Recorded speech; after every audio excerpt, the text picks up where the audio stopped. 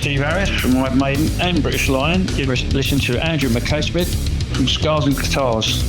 Greetings all, and thank you very much for joining me for another instalment in the show. Aren't they just flying by these days? In terms of episodes posted, they would be up near 1,000. Now, I've certainly conducted well over 1,000 interviews, but in terms of what's available for you to listen to, you'd be there for a long time. So there you go. This discussion features Greg Mackintosh from Paradise Lost, host, and Strigoi, or Stragoi, either way. If you know, you know, but we do talk about Strigoi.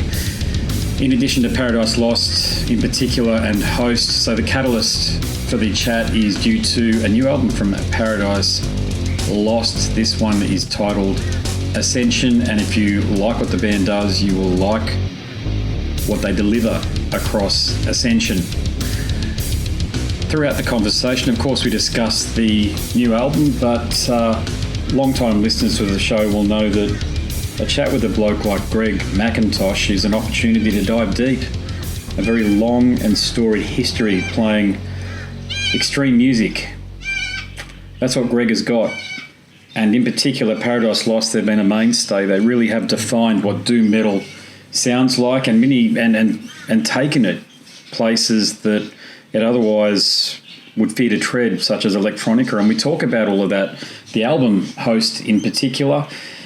We discuss Gothic, the magnum opus Draconian Times, Believe in Nothing, the album from 2001, the self-titled album from 2005. Yeah, we cover a lot of ground, including the collaboration with Fhys Fulbur. Why did they collaborate with Fhys Fulbur? Because on paper that looks like an odd pairing, but we know what it sounds like if you're a fan of the band. So yeah, this is one of those sprawling, in-depth conversations with a wonderful musician who well and truly earns his place on the dais as one of the most important musicians in extreme music. So here he is, Greg Mackintosh. Hey, how you going? Hey, Andy, how's it going? Yeah, good, mate. Thanks for taking time out to have a conversation with us, mate. We had a chat about 8 years ago now, mate, and I enjoyed that, so I was looking forward to this one. Oh, okay, yeah. Awesome. There you go. Yeah. How have the conversations or the interviews, more to the point, how have they been going in support of the album? For the most part, really good. You get the odd one where it's like they don't even know the band or the name of the album, and they just say, "Tell me a bit about yourself." Oh. Which, when you've got 38 years, it's kind of like, all right, where do you want me to begin? Can I do a succinct version? Can I do a, But yeah, for the most part, really good. Yeah, it depends who you get. It's one of them things. You get good and bad in all, Yeah, well, I'm invested. Okay, so I've been a Paradise Lost fan for as long as I've been into extreme music, so going back to the mid-90s or thereabouts. So, I mean, that's the thing about your career individually. So I counted them out, I hope I'm correct, 17 albums deep with Paradise Lost, and God knows how many other odds and ends and live albums or whatever it might be added. Yeah. You've got 3 releases with, and I'm going to butcher the pronunciation, or I might not, but here I go, Strigoi? No, I've got two albums and a single with Strigoi. Strigoi, there you go. Okay. Yeah. 3 with Valenfire, and I know there's one out there with Host, that very good album you released a couple of years ago with Host, number 9. Is it 9 or 1X? How do you prefer it to be pronounced? Yeah, Nick was calling it X. I don't know why he was calling it that. That was his idea. I'm not sure why it was that, but he had an explanation for it. I can't remember what it was. Yeah. But that's the point, is that you've got an enviable resume, and it's testament to your lifelong dedication to musicianship, guitar playing, and subversive music styles. So given I've framed your career in that way, and holistically in that way, this album here, Ascension, what's there to say about it? It's another great Paradise Lost album that carries a tradition of Draconian Times and some of the earliest stuff, Icon, as well. But do you feel the same way, or have you got other words that you describe it? I think that the theme, the overall core of the album is definitely, if you were to pinpoint an era of the band that it had most in common with, I would say, and I'm not even going to say an album, I'm going to say a period of years, 92 to 95. Yeah, absolutely. Shades of God, Icon, Draconian Times. Actually, yeah, a couple of the songs, more Shades of God, because to me, that's kind of our most under-mentioned album, and I really like that record. It falls between our Gothic album and our Icon album, which kind of get a lot of talking points. So that one kind of falls in the cracks a little bit. So, yeah, I mean, in that time period, and I think that came about because we did the re-recording of Icon for the 30 years of Icon, kind of put me in that headspace of where I was then. So I wasn't trying to recreate anything from then. It's just like your style of playing and writing changes incrementally over time, and you don't realize how much when you get from point A to point B. And when I was relearning that stuff, I thought, oh, wow, I never thought about doing it this way again. You know, like where I virtually never play the same as Aaron. It's like, yeah, I'm on a tangent doing my own thing almost. And these earworm kind of little thematic hooks that, even though the music keeps changing behind, you keep coming back to this one little theme that keeps it together, which is a throwback to when I used to listen to a lot of film soundtracks, and I loved the way that you could have lots of different instrumentation, lots of different musical parts, but then you'd have this one little melody line that just keep recurring here and there, and that would be the common thread. So, yeah, I think a good half of the album, maybe even 2/3, you could place in that time period almost. Yeah, that's how I feel about it, actually. I've had a couple of listens to it, and on that point, Salvation is up there with any of the songs that you've written in your sprawling catalogue. So what can you tell me about that tune?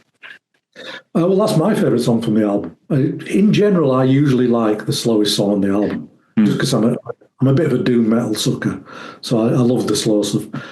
That one is my favourite, really, because I think if you listen to one song from the album to sum up the album, that would be it. It would have a bit of everything in there. It's also very evocative of the feeling I was trying to get for the record. So the core of the album was written, the huge majority was written in autumn, winter last year. And when I started to get bits for this song and this album together, I realized that I wanted it to be a very autumnal, wintry, almost Christmassy album. Nice. Yeah. And this song in particular is that to the nth degree. I mean, I even got sleigh bells on there. The rest of the band didn't even notice. So I thought, that's great. I've got sleigh bells on a doom metal song. But yeah, and it's all about we even went back to brass tacks with the name of the band, Paradise Lost, is from the book Paradise Lost. What's that about? This struggle, for enlightenment and where we begin and where we end and all this. Hence the Ascension title and the religious iconography that we used to use heavily around Shades of God Icon time. And we've done it with this one. It's like the cover art is these Baroque greens, red golds. Nice, yeah. The title Ascension, it's got this Christmas type, crisp, wintry, autumn feel to it. And I think Salvation is the song that sums that up the most. Absolutely. This isn't escapism. Our music is escapism. We're not trying to tell anyone anything about the world or anything current or any specific period in history. It's escapism. It's meant to conjure up images in your mind, and I think that song in particular sums up what the album is trying to conjure up. Yeah, I agree, absolutely. As I say, having had a couple of listens to it, it's the one song that stood out instantly, and then continued to be the highlight even when I got to the end of it and I listened back again. So what you said there, yeah, that ties in very nicely. But what about elsewhere? Did you try anything that you hadn't tried before, or even experimental? I always try as much as possible with things when I'm putting stuff together. I mean, I think the main one that stood out to me on this one that we hadn't done for a while is a big acoustic section. We hadn't really done that on a record since the Shades of God album, maybe. So I was kind of noodling around thinking of ways to do that didn't sound like detached from the song, and it made sense with the rest of the song. So there's the song Lay a Wreath Upon the World. The first half of it is essentially an acoustic, almost ballad. And that was just me kind of messing around. I was sat at the counter in my kitchen with an acoustic guitar and a mic just laying on the counter, messing around, came up with the main part for it, then a few bits over the top. And I thought, oh, this is really cool. Maybe I can turn that into a song later down the line, which I did.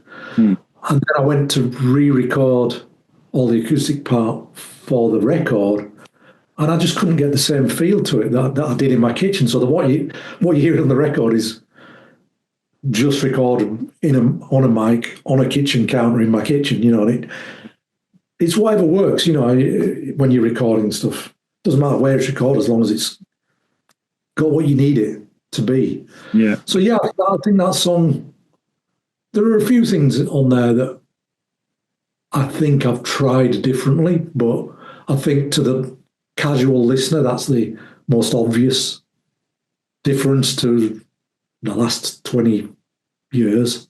We haven't used an extended acoustic section, which we have on this one, yeah. Yeah. What about, were there any challenges or conflicts within the band when you were creating the album? No, very smooth indeed. But it was done in two. Well, I'll have to go right back. This 5 years between the last record and this record, longest period we've ever had. And about 3 years ago, I had half the album written, 6 songs maybe, 6 or 7 songs. And I just wasn't feeling it. It wasn't clicking with me at all. And I tried many iterations of these songs. And it bugged me so much that I ended up scrapping and deleting the whole lot, never to be heard again, because it bugged me that much. And I took a year out. I didn't know it was going to be a year. But I thought, I'm just not inspired, not feeling inspired. And when we did the Icon 30 thing, it clicked something in my head. And I started writing again, and that was pretty much last autumn and winter last year, and it all just came together thick and fast then, with no hiccups. So, yeah, it was very smooth, very together. Everything fell into place, but it had to be at a certain time, otherwise it wouldn't have happened. Yeah. Hey, if it's cool with you, as I say, I've been invested in the band for quite a long time, and I've had a number of conversations with other musicians about your music, and one of them was Greg Moffat, who used to be in Cradle of Filth, who talked about how fantastic it was to be recording with Keith Appleton in the Academy Studios, because that's where Gothic was recorded, and indeed the song Gothic, for him being a keyboard player and being in the same room that Keith did the keyboard part to that wonderful song there. So I'll just sort of backtrack a little bit. Gothic was the album that really helped generate significant interest in West Yorkshire bands, and it inspired, as I say, bands like Cradle of Filth, there's Anathema, Nightwish, and there's tons more. Okay. Yeah. But just when you think back to Gothic and recording at Academy specifically, what do you recall about working with Keith? I felt we learned quite a lot from him, actually. He's a very accomplished musician in his own right. I mean, amazing piano player, keyboard player. I guess he was from the original prog era, so he had lots of... He didn't have his musicianship wasn't in a box. He was very open, and he just loved noodling on stuff, but not in a random way. Always had purpose. And I think we definitely learned a lot about melodies, how melodies can blend, with some of the stuff he did on that record and some of the stuff that didn't make it on that record that we were just messing around with, that he was helping with. And it was actually done really quick. I think it was only like a week, maybe just over a week, the recording, because in them days there was no budget really to speak of.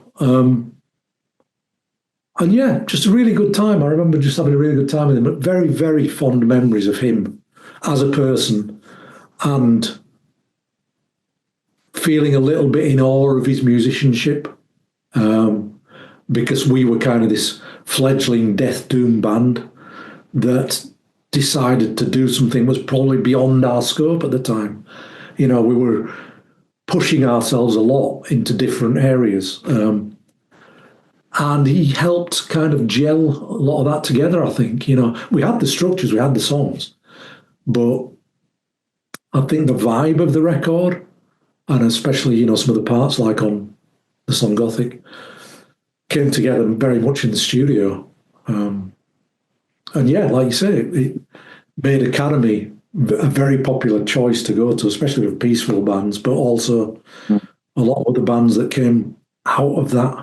What the genre that spawned almost. But Gothic, I have to say briefly, Gothic did catapult us a little bit, but it was a slower process than people remember.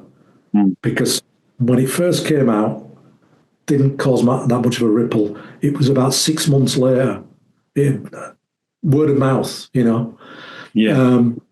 And Rough Trade didn't even want to release it. I had to go to Holland with Hammy to Rough Trade offices, the distributor, and basically begged them to release it because they didn't get it at all.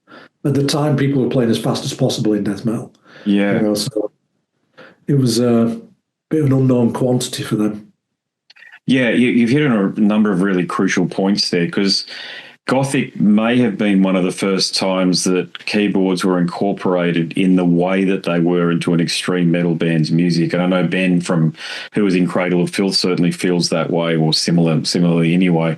But here's the point. And I understand exactly what you're saying about it being a slow burn and then taking off a lot slower than what people recall. Certainly the legacy around Gothic anyway sort of kicked in maybe a decade later or 5 years later. But remember, Typo Negative came out with Bloody Kisses about 2 years after that. Now, I'm not suggesting for a minute that Pete and the boys listened to your stuff and went, okay, let's see what we can do here. But do you feel like as if the song Gothic, I'm just talking about the way it was that perfect balance of extreme and melody, with the keyboards, the way you had New Orleans cathedral style keyboards that you had there. Do you feel as though that song might be the genesis of normalizing keyboards in extreme music? That's a tough one. I don't know. I'd have to be more aware of the scene at that time. I wasn't really aware of. We came from the underground tape trading scene. It had a ripple within that. Yeah. But on a broader sense, that's for other music historians to decide upon, because I don't know enough about the timelines of other bands. Although I do know about Typo Negative a little bit, because I was in contact with Pete actually around, not around Gothic, but when we were writing Icon, they were doing Bloody Kisses. And we were pen pals, used to write letters to each other. And we traded. I traded Icon album for Bloody Kisses album and stuff. So we were aware of, I was a Carnivore fan anyway. That's how it came about. But yeah, and Lee Dorian, I remember he gave me the first Typo thing. It was like a rough mix of the first record, which is how I ended up writing to Pete. So we were aware of what each other was doing, and I think it was pure circumstance that we ended up going down a similar route at a similar time, Yeah, definitely. Although their debut does sound remarkably different to Bloody Kisses, so there could be, as a fan, I'm just saying there could be something in it. You never know. Pete's no longer with us to talk about it, so who knows? Exactly. Yeah. I mean, the Gothic thing, the element of classic Gothic music, 80s Gothic music, in heavy music, I would say we were definitely one of the first, if not the first, to do that, because I don't know of anybody doing that before. Absolutely. I don't. I know shortly afterwards, Fields of the Nephilim turned into the Nephilim and did, a couple of years later, around 94, did a heavy album, but I don't know of much else doing it around then. Yeah, well, very inspirational either way. There you go. But things certainly peaked on Draconian Times, though, didn't they? I mean, that album it defines the core characteristics and elements of doom metal, doesn't it? Really, and you were building through the previous 3 releases until you got to that. But so as I say, that album is a fan and it's that rare intersection between fan and critic's favourite as well. It was an instant hit, really, wasn't it? From what I recall, anyway. So, how do you feel about that album now that it's 3 decades old this year, if you can believe it?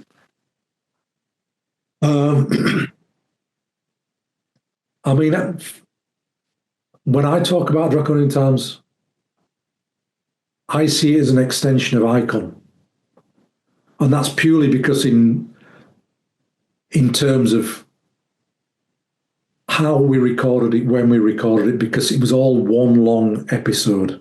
From recording Icon, we went straight to the States, to 2 of the States, straight on tour in Europe. God knows how much touring. Wrote Draconian Times while we were out. Came back, recorded Draconian Times, went out again. It was a good 4-year period where we had days at home here and there. So to me, Draconian Times is a polished version of Icon, almost.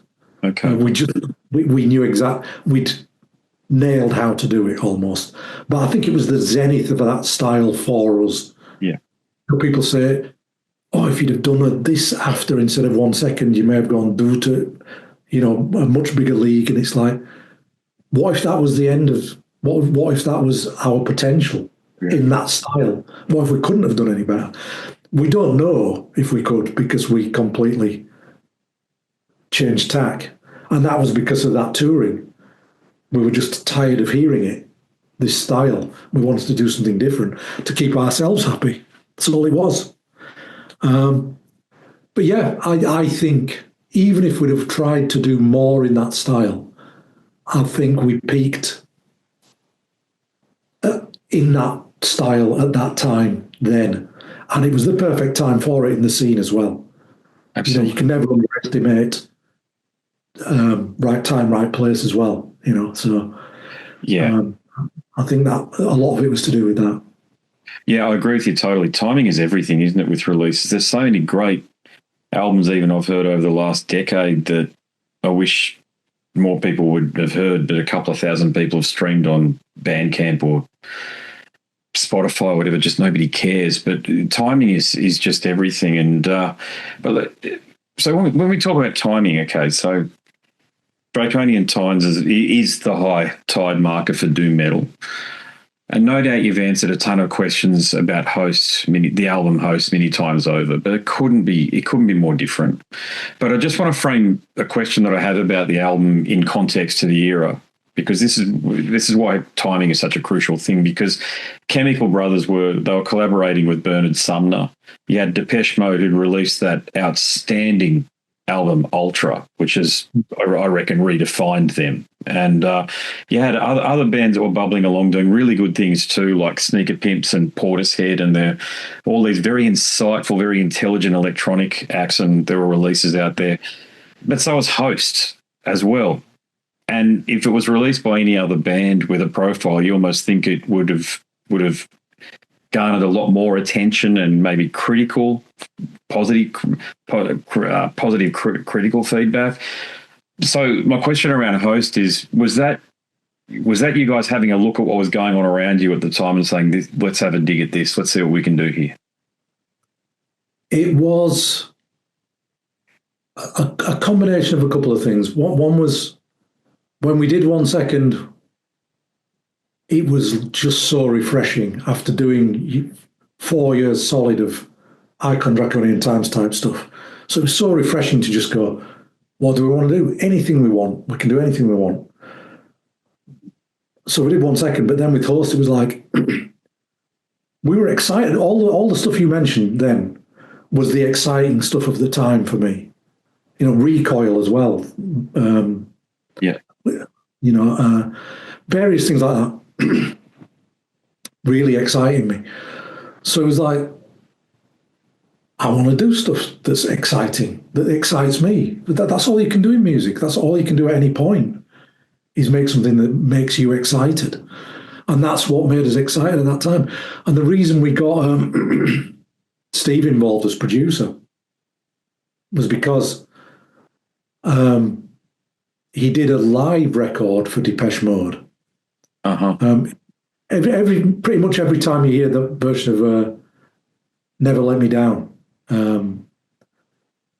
is the live version, you know, and that's the one that Steve did. Mm-hmm. And I thought, that'd be really good because we're a live band, but we want to do a more electronic album.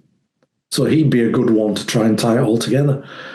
And yeah, again, it was just an exciting time. We spent too much money. It was ridiculous. I mean, we pissed the EMI's money up against the wall. They just gave us stupid budgets, and to record Host, we rented Jane Seymour, the actress's estate. Oh my God. In southern England. It wasn't a studio, it was just a massive fucking stately home. We built a studio in it to record the record. And we stayed there. We hired a catering company in, cooking our meals. It was mental, the amount of money we spent doing it. And then obviously we released it, and it was a huge backlash. Wrong time, wrong place. Exactly opposite of Draconian Times. And EMI were like fucking furious. And when we left EMI, we owed them like £1 million, 3 million Deutschmarks at the time. And I think they just said, oh, well, Robbie Williams' tax bill this year, tax write-off, so, because he was on EMI. So yeah, it was an interesting time. The most important thing for me was, were we excited by it? Did we put out the record we wanted to put out? Yes, 100%. Did it hit right? No. Appalling timing. Wrong band maybe to try and do that. But I still stand by it. Love it as a record. Got some great songs on it.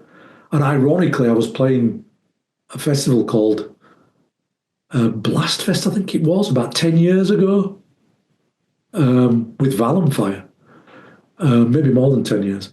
In Bergen in Norway, there was loads of black metal guys there, old school black metal guys. And these two guys came up to me while I was walking around the audience and said, "Oh, we love the Host album, man." It's like, fucking hell, things really have turned the corner when you've got black metal guys are allowed to say they like the Host album now. Yeah. You know, I guess the Dungeon Synth thing maybe had something to do with that now it's acceptable that you can have all these things under one roof now, you know. It was authentic too. Okay, and that's really what metal fans, extreme metal fans, vibe on, is authenticity, and that's why I think extreme metal can be it can be very rigid. There's no doubt about that, but it can also be extremely diverse, and Host is a testament to that. So the other question I have for you about Host is really about the album 9. You even named the band Host. So did you name the band after the album, or is it just coincidental? No, it's almost like an homage to Host, or that's how it started out. It was a lockdown thing at first, just me. It was going to be a solo project. I started it, I wrote, 80% of it. And I was thinking, yeah, maybe I'll. It was called Host Project at first. And it was just me. And then it just got boring on my own. You know, lockdown lasted longer than you thought. I thought we'd be on the road again in a week, but we weren't. So then I got in touch with Nick and I said, look, I'm doing this thing like a host project, do you want to get involved? He said, sure, yeah, I'm literally doing nothing. So then we kind of finished the record together, and it wasn't a record at the time. It was a collection of songs that we were just vibing off. We were just enjoying doing it because we hadn't done anything like that for a long time. And Vicky, a girl who works at our management, got wind that we were doing this, and she said, "Oh, send it to the office." So we did, and she said, "Do you mind if I send it to a couple of labels?" I said, "No." And she did. And we got offers in. We weren't expecting it at all. It wasn't even the plan. And again, even when we got the offers in, even when it was getting released, we were like, well, this is going to be like a very niche thing that no one's going to be interested in. And it got loads of attention, and I was really pleased by that, really, really happy about it, that there's still some fondness for that era of the band, maybe, Yeah, definitely. Yeah, there definitely is. Yeah. There you go. So Believe in Nothing from 2001. Now, that was another surprise, but in a completely different way. And I felt, rightly or wrongly, that it almost had a Britpop vibe to it at times, in particular with the track Fader. I love the backing vocals that you put in that song as well. They were very unusual for the band at the time anyway. And but did you feel it didn't, as a listener, it didn't seem like as though you were apologising at all for the right turn that you took with Host. So can you tell me what philosophically you were trying to achieve with Believe in Nothing? It's a weird one, Believe in Nothing, because I always call it our rudderless album, where we weren't quite sure. We were going through a bit of turmoil, both personally, within the band, with the label, musically. And I think that all reflects on the album. I think there's some really good songs on there. But I would say it's the only album where there's compromise involved. We've never compromised on any record we've ever done, but there's compromise in that, mainly with the production and the mix, how it was approached, because EMI were breathing down our necks because of what we spent on Host. They were in the studio every day. They took it away from us. They remixed it 3 times, didn't even play it to us. Totally compromised.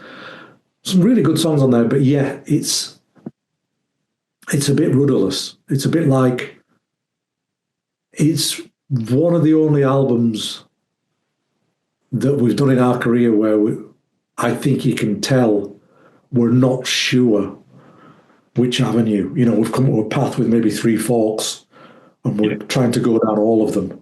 Yeah. I can hear that. Yeah. Yeah, that's so true. Yeah. I'm glad you said that. Yeah. And I think it's successful a handful of times and unsuccessful a handful of times within the album, So yeah, but it is what it is. Again, I have no regrets. I don't have any regrets about anything.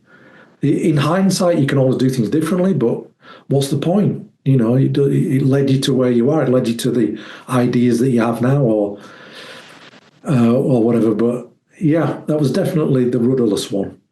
Yeah. What about Chris? Did you work on that album with Fhys Fulbur? No. We had John Pryor. And this was an EMI. This was kind of, I sounded him out because I was interested in him, because he'd done a lot of interesting stuff. But EMI sealed the deal and got him in. And he'd done a lot of strange stuff, more electronic stuff. He was the guy who did the first Nine Inch Nails stuff. Yeah. But he'd also done various other things, which I'd heard, and I just thought, I can blend rock music and electronics quite well. Mm-hmm. So I got him involved, but he had his hands tied as well, because EMI just didn't know we didn't know particularly what we were doing, and EMI certainly didn't know what they were doing. It was men in suits coming in, looking over John Fry's shoulder, sending us out, so it was, and we were in well, I forget what the name of the studio, but it was George Young, Angus's brother. Oh, okay. His studio in London. So we were at that studio, and so George Young was in there. We used to see him every day as well. There was some involvement with Maiden there as well. Maiden's manager, something to do with that. Okay. But yeah, anyway, it was supremely compromised. And we kind of got there in the end, but not really, you know. Well, things kept on going in an unusual tract. When I say unusual tract, it's you were reinventing almost the sound. You articulated it so well before about 3 different pathways and trying to fit the band sound down these 3 different pathways. I thought Symbol of Life definitely had that going on about it. It felt like it had a touch of Marilyn Manson about it, but not in that weird latex way, if you know what I'm saying. It certainly wasn't a homage like so many bands came out, like Orgy and all of that crap came out in the late 90s, or the new metal stuff or what have you. But specifically the song Primal is what I'm talking about there when I hear that. But that is a Fhys Fulbur album, okay? So I felt as though his input was marked on that. Do you agree? Absolutely. Absolutely. It was, I credit Fhys with giving us purpose again. Because we almost split up. It's the only time in the band's career where we almost split up is around the Believe in Nothing time into Symbol of Life. Just like we would, I mean, if you see a photo from Symbol of Life, both Nick and myself probably weigh about 9 stone each. We were shell of men. We'd come out of drug problems and relationship problems and band problems, and we were burnt out. And when we were in the studio doing Symbol of Life, Fhys was an all-time fan. I first met him on the Draconian Times stuff, and he wanted to steer us again. He wanted to kind of grab the reins and give us purpose, and he definitely did that, because we were just like ready to give up, absolutely ready to give up, and he totally gave us purpose. And with him working on that record and the subsequent record, it all started to come back together slowly. For instance, we did a song, Over the Madness, at one point, and he got me doing leads again. I wasn't interested in doing lead guitar. I was like, I'm burnt out with it. I don't want to hear widdly this and that. I'm just bored of it. And he helped me find my tone again and get interested in playing again. And he let me just go off and like improvise for ages without any judgment or pressure. And, you know, it definitely got us back to where we needed to be, slowly.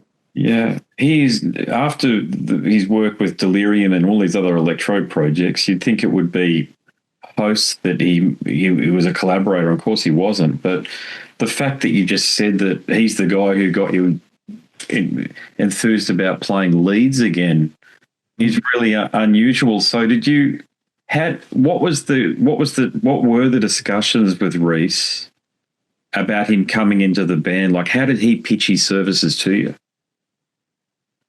I can't remember exactly how it went, but we knew it was the Will stuff. He had a project called Will. I don't know if you've heard of it, WILL. Okay. He did 2 albums. They're really hard to get hold of. And it's kind of like an bombastic electronic version of Dead Can Dance's most dramatic stuff. Uh-huh. And I loved that. I loved those 2 Will records. So I think we were already interested. We already knew him from Draconian Times era, just because he used to turn up when he was a fan. And also from 242 stuff. So, and we didn't have any better suggestions at the time. And it was just like, we got along with him. And that was as important as anything at the time. And he had that enthusiasm and that thirst to find whatever the core of Paradise Lost was again and ignite it. And I think, I don't know if he talked his way in or if it was a combination of factors, but we just ended up there, you know. Good place to end up. Yeah.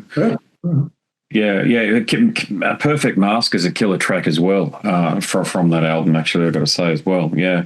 So the ship really turned, you moved into those very, into the waters at Draconian Times and Icon and the like, or that's what it sounded like to me anyway, with the self-titled album in 2005. Okay, so was that a deliberate attempt to go back to the original, when I say the original sound, the sound that the band was known for originally?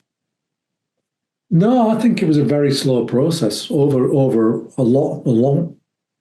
a good decade, if not more, of becoming interested in the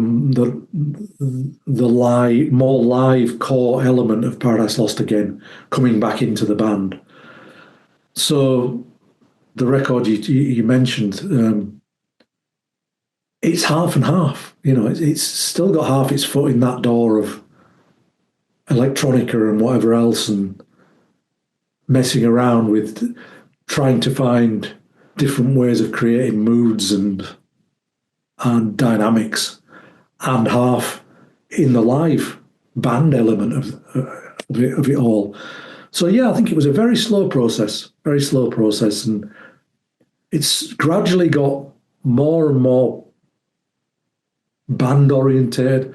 It culminated almost in 2009. We did Faith Divides Us, Death Unites Us, where I call it our cinematic record. It's almost like a film soundtrack. Yeah. And that's when it all started to make sense again. It all made sense again then. Yeah. And then there was this new period of the band. I don't want to skip too much, but from The Plague Within till now is like the new period of the band. I don't know why I mean that, but it just feels like that. That this is the next section of it, you know? Oh, absolutely. You can hear that. Yeah. I remember we had a conversation around Medusa. Yeah. And I followed Obsidian closely too, and with John and Nuclear Blast and the other labels that you're on Nuclear Blast these days, aren't you? From memory. That's the last one, Nuclear Blast, this one. Oh, really? Yeah. Okay. Well, what about in Requiem? You were still working with Reese. Gosh, that was a very favourable partnership, wasn't it? So you're still working with him there, and that's when the metalheads came back, if you know what I'm saying.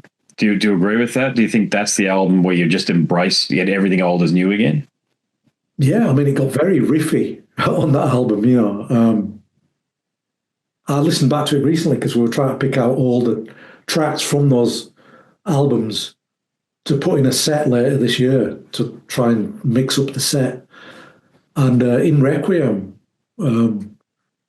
especially the song, actually, it's pretty full on metal with some nice tasty parts, riffs and melodies and some good lead parts. So yeah, it kind of all, I think we had purpose again. We had our mojo back almost, yeah.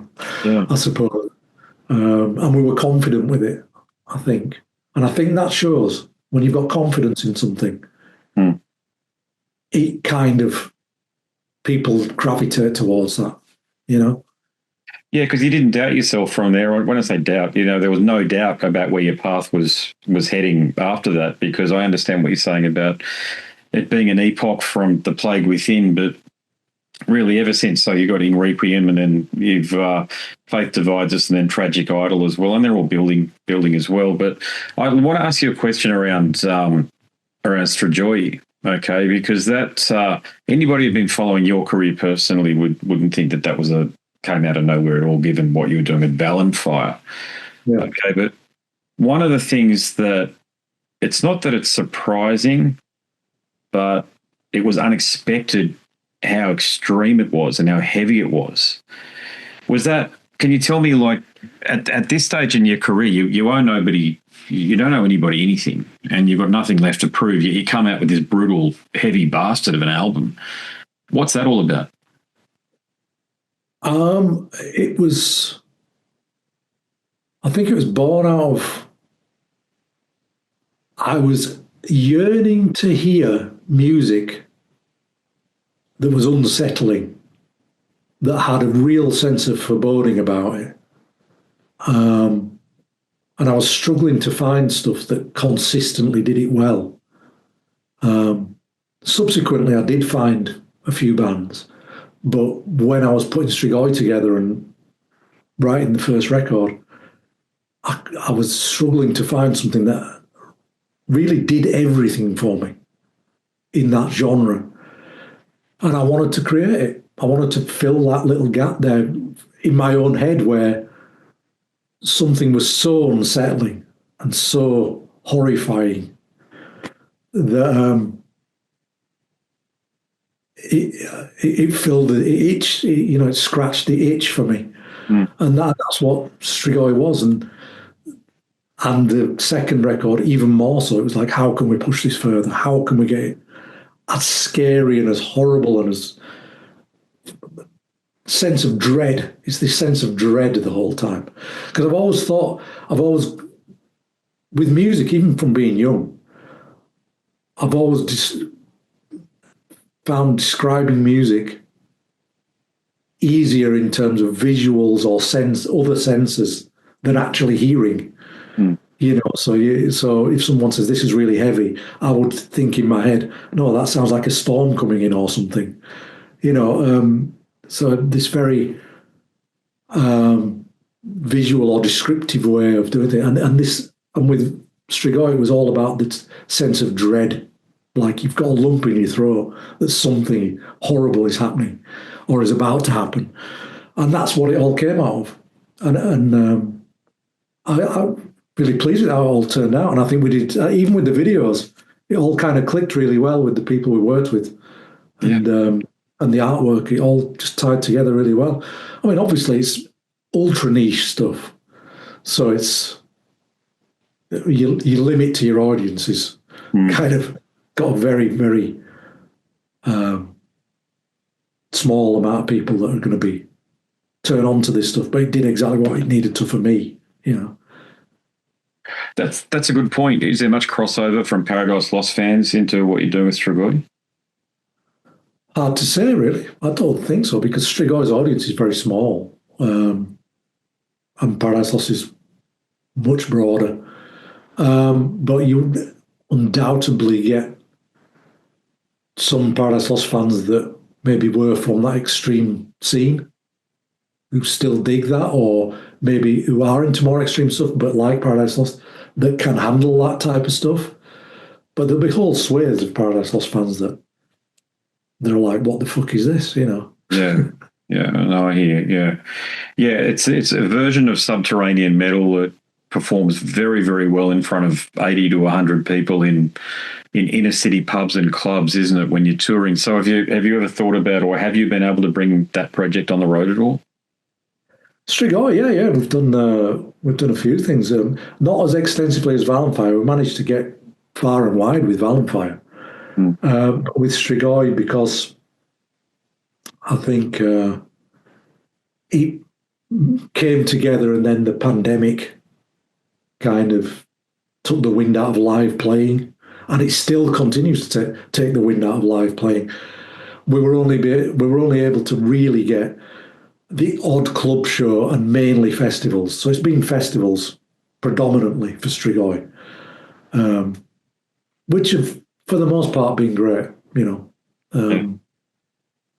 So, but yeah, I mean, Strigoi to me is like, I want to leave it as an open-ended thing, not something I spend great amounts of time on, but when I feel the need to scratch that itch again, it's there, and I'm able to do it. Yeah, it's a passion project. I get it. Yeah, that's a good one. Yeah, again, it sort of comes back to the same reason you created the host, the album that is, and Strigoi, it's all about authenticity, really, and that's what it strikes me as. But hey, just a question on festivals over there in Europe. So the perception that I have from down here is that that the festival scene is basically what's keeping a lot of the bands and the labels going. Is that a reasonable perception? Yeah, that's absolutely true. If you go back to early 90s, something like that, there was a handful of festivals around Europe, and weren't metal festivals. There were festivals where you'd play on after a reggae band and before a pop band. Yeah. And over the years, metal festivals kind of came together. And now there's so many metal festivals. It's not summer festivals now. It's year-round festivals. And tours have become less of a thing than they were because they're so expensive to do. I mean, there's still need for them, and they're still, to me, they're preferable because you get to play more of your material. You get to choose how you do it, in what setting. Yeah. But yeah, it's increasingly difficult, and has been over the past few years, to be able to make them viable. I mean, a new band, I would have no idea how they could make it work. It's financially not viable at all. But festivals, you can make viable because all you have to do is do your flights or hotel. You're in and out. That's it. You do it. You play to a decent amount of people. It's, everyone's kind of happy. But personally, I still, you don't get to present your band how you want your band to be presented, 100%. Still, it's those club shows where, for me, the magic happens. Yeah, absolutely. Yeah. Are you still working with Les Smith at all? Yeah, Les. Yeah. He's actually retiring soon. I'm out with him tomorrow. We go out to Prague tomorrow to do Brutal Assault. I've got a couple more left, one in Romania and one in Dynamo Festival in Holland in a couple of weeks. And then I think he's retiring from the touring scene.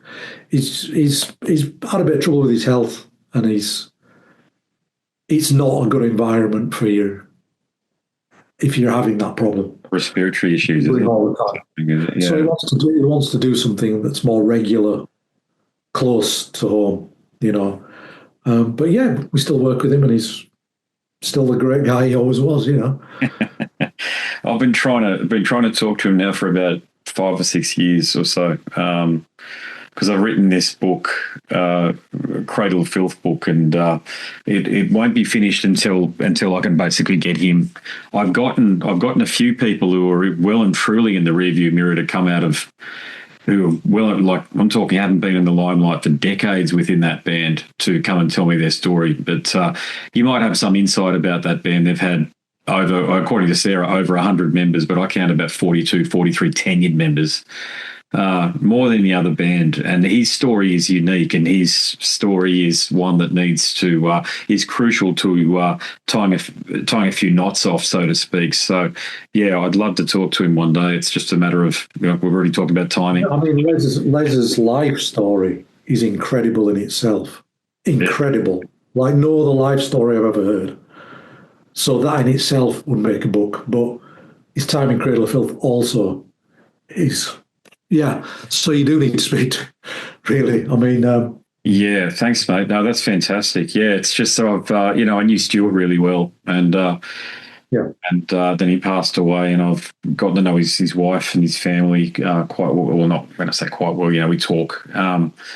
But I think it's a story that's got to be told because it's such a weird band. So it's such a compelling story. It's very different to yours and to Aaron and My Dying Bride. It's just it's like this. It's like this very dysfunctional thing that just keeps on functioning. I don't know how else to describe it. Right, you're right.